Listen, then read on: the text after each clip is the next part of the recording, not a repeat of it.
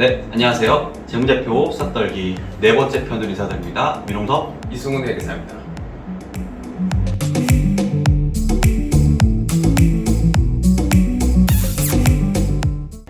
날씨가 많이 덥습니다. 네, 이제 본격적으로 여름의 더위가 시작된 것 같습니다.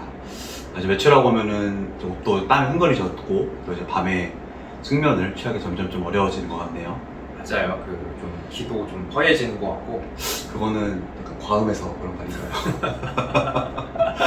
그런가요? 네, 그렇지 않을까. 네. 그렇지 마셨는데. 네, 저희 방송을 애청해주시는 시청자분들도 무더위 건강 유의하시기 바랍니다. 네. 비록 많은 수는 아니지만요. 네, 이 무더운 현실 날씨와는 반대로 국내외 투자 시장은 지금 한파가 몰아치고 있는 것 같습니다. 네, 코로나 시국 이후에 요즘 금리와 물가의 가파른 상승과 또 주식시장의 폭락 등의 그 전반적인 경제 환경이 안 좋아지고 있습니다. 네, 이 주변에서만 봐도 이제 주식시장에서 열심히 거래했던 분들의 이번에 대폭락장을 경험하면서 거래량이 좀 많이 줄어든 모습을 볼 수가 있죠. 그만큼 요즘 이제 현금 보유라던가 또 이제 주식 이외에 다른 투자처에 대한 재테크 수단을 많이 찾아보고 계신 것 같아요. 네, 맞습니다. 코로나19로 인해서 2, 3년 전부터 사실 경제 상황이 급격한 변화를 맞이했었고, 경제 상황의 근본적인 체질 변화는 개인뿐만 아니라 기업한테도 매우 중요한 영향을 미치는데요. 기업은 이러한 변화에 대비해서 개인이 비상금을 마련하듯이 항상 여유 자금을 보유하고 있습니다. 오늘은 과연 기업이 보유하고 있는 여유 자금을 어떤 형태로 또 얼마나 보유하고 있는지에 대해서 재무제표를 통해서 어떻게 알 수 있는지 함께 이야기해보고자 합니다. 민 회사님, 네. 기업에 가지고 있는 여유 자금이란 무엇을 의미하나요? 우리가 부 혹은 재산 했을 때 가장 좋아하는 게 뭐죠? 캐시? 그쵸, 현금이죠.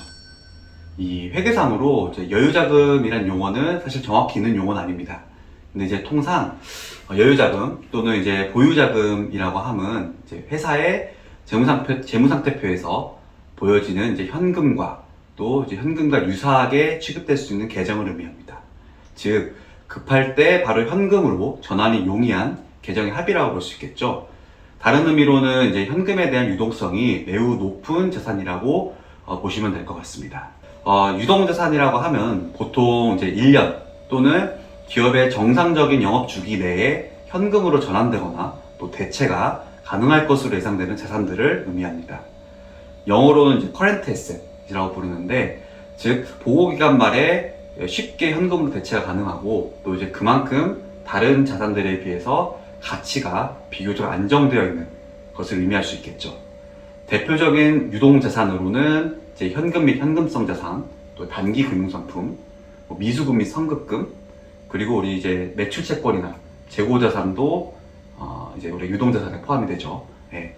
그런데 이제 보통 우리가 이제 여유자금이다 라고 볼 수 있는 것은 이제 보통 이제 현금 및 현금성 자산, 그리고 이제 단기 금융상품 정도로 볼 수 있는데, 네. 현금성 자산이라 하면 이제 실물 현금은 아니지만 사실상 현금의 성격을 가진 애들, 예를 들어서 이제 보통예금이나 당좌예금 같은, 이제 만기 3개월 이내에 언제든지 보유자가 쉽게 현금을 바꿀 수 있는 자산으로 보시면 될 것 같습니다. 추가로 이제 단기 금융상품은 이제 정기예금이나 정기적금과 같이 만기 1년 이내에 도래하는 이제 금융상품을 의미합니다. 네. 관련해서는 이제 이승훈 회계사가 구체적으로 재무제표를 보면서 설명드리도록 하겠습니다. 네, 다트에서 우리나라의 대표적인 대기업이죠. 삼성전자의 21년도 사업보고서를 한번 살펴보겠습니다. 21년 기말 현재 삼성전자가 보유한 현금 및 현금성 자산은 39조 원, 단위들이 굉장히 크죠. 그리고 단기금융상품이 81조 원 등 전체 유동자금의 규모가 124조 원 정도를 보유하고 있습니다. 하나씩 보시게 되면 현금 및 현금성 자산은 보유 중인 현금, 요구불 예금, 현금으로의 전환이 용이한 투자 자산으로 구성되어 있다고 주석에 기재를 하고 있군요. 그 외에 유동자산 내 금융자산은 만기가 1년 이내, 즉 단기간 내에 매매가 되어질 것이라고 보여지는 주식이나 채권 등의 금융자산 같은 계정으로 보시면 될 것 같고, 역시나 현금으로의 전환이 용이하다라고 봐주시면 될 것 같습니다. 그래서 삼성전자는 21년 말 기준으로 124조 원이라는 유동자금을 보유하고 있는데요. 단순히 124조 원을 보유하고 있어서 삼성전자의 유동성이 좋다, 재무 건전성이 건전하다고 할 수는 없습니다. 여기서 한 가지, 삼성전자의 차입금을 함께 고려해 주셔야 하는데요. 차입금의 경우에는 단기 차입금으로는 13조 원, 유동성 장기부채가 1.3조 원 등 총 차입금 관련하여 18조 원 정도의 차입금 규모를 가지고 있습니다. 이것은 최악의 경우에 삼성전자가 지불해야 하는 당장의 금융부채가 18조 원이라는 것이고, 삼성전자가 현재 유동자금으로서 보유하고 있는 건 124조 원이었기 때문에 차입금의 6배가 넘는 유동자금을 확보하고 있다. 그만큼 삼성전자가 유동성 위험을 받지 않을 가능성이 높다. 즉, 재무 건전성이 높다라고 파악할 수 있는 것이죠. 유동자금을 볼 때 중요한 것은 회사가 상환해야 하는 차입금의 규모를 함께 고려해야 한다는 것인데요. 다른 회사의 사례를 살펴보면서 이야기를 이어나가 보도록 하겠습니다. 이 회사의 재무제표를 보시게 되면 유동자산 중에서 현금 및 현금성 자산이 39억 원, 기타 유동금융자산이 112억 원으로 자산 쪽에서만 보면 굉장히 자금이 튼실한 재무 건전성이 좋은 회사라고 생각할 수가 있어요. 하지만 차입금을 같이 보게 되면 단기 차입금이 992억 원입니다. 이 회사의 유동자금이 약 150억 원인데, 만일 단기 차입금이 1년 이내에 만기가 다가왔을 때 금융기관으로부터 대출 연장이 안 된다는 최악의 시나리오를 가정한다면 회사가 도산을 할 수도 있는 위험이 있다는 얘기인 것이죠. 이 회사의 설명에 따르면 회사가 앞으로 새로운 공장을 가동하기 위해서 투자하고 있는 금액들이 많아서 이렇게 높은 차입금의 형태를 보이고 있다고 설명을 하고 있습니다. 또 다음의 사례를 보시면 이 회사의 경우에는 현금 및 현금성 자산이 781억 원입니다.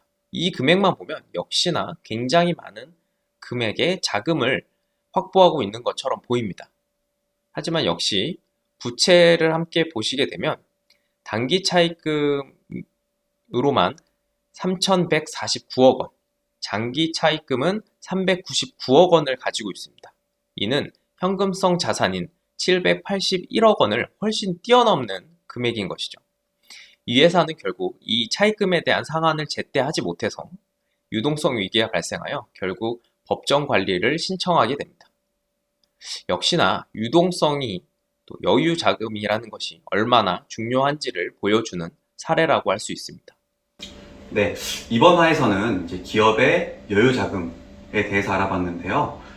이번 편 준비하면서 저희가 좀 자료를 수집해 보니까 국내 이제 시총 상위 주요 기업들 같은 경우가 현금 및 현금성 자산이 2019년도 말 대비 2021년도에 이제 대부분 증가한 것을 확인할 수 있었습니다. 대표적으로 이제 저희가 보았던 이제 삼성전자는 2019년 말에 26조 8,859억 원에서 2021년 39조 314억 원. 네, 실로 어마어마한 현금 보유량이죠. 네. 현대자동차는 2019년에 8조 6,819억 원에서 2021년도 말에 12조 7,955억 원까지 증가한 것을 볼 수 있었습니다. 그 밖에도 SK하이닉스나 LG화학, 포스코홀딩스 마찬가지로 코로나 이전 대비 코로나 이후에 이 실탄, 현금 및 현금성 자산을 증가하고 있다는 것을 우리가 재무제표를 통해서 볼 수 있었는데요.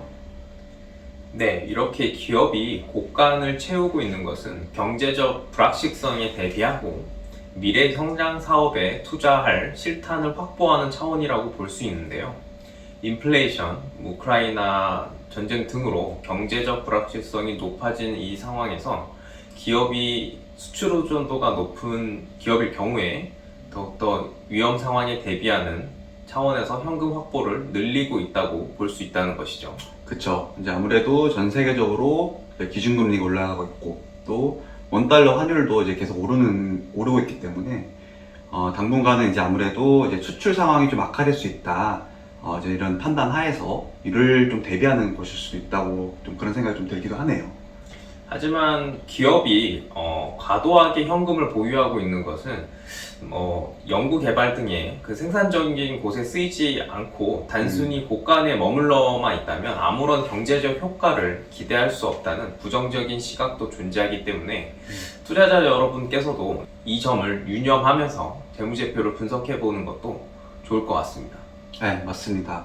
그 이수근 회계사가 이제 재무제표를 통해서 말했던 주요 포인트처럼 이제 회사 여유자금은 이제 유동자산에서 뭐 현금 및 형성성 자산이나 단기 금융상품을 봐야 되지만 또 단순히 그 금액만 볼 것이 아니라 이제 유동성이나 재무 건전성을 파악하기 위해서 부채 사이드, 뭐 차입금이나 매입 채무 등도 같이 좀 분석이 돼야 되고 또 이제 기업의 이제 결국 이 순현금을 얼마냐 이걸 파악할 때도 한 시점뿐만 아니라 여러 시점도 함께 좀 분석해 보는 것이 투자자 여러분들께서도 좋은 습관이 되지 않을까 싶습니다. 네. 저희는 오늘 여기까지 준비한 내용 전해드리면서 다음 화에 또 새로운 주제로 찾아뵙도록 하겠습니다. 지금까지 이승훈 민홍섭 회계사였습니다. 시청해주셔서 감사합니다.